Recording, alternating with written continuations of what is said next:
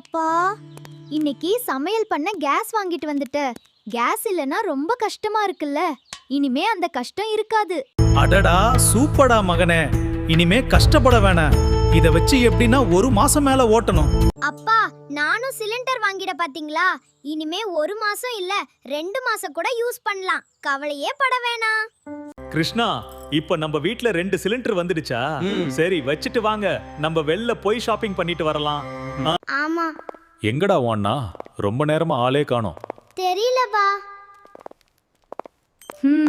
கடைக்கு போயிட்டு வந்தாச்சு.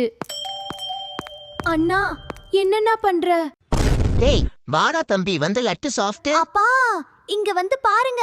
அடே கணேஷா, என்னடா வேலை இது? இப்படி பண்ணிட்டியடா. 2 பேரும் எவ்வளவு கஷ்டப்பட்டு சிலிண்டர் எடுத்துட்டு வந்தாங்க தெரியுமா? உன்னை விட மாட்டேன்டா. இரு வர. லைட்டா பசிச்சுது, அதான் சிலிண்டர் சமைச்சு சாப்பிடுதானப்பா. உங்களுக்கு வேணானா விடுங்க, நானே சாப்பிடுறேன்.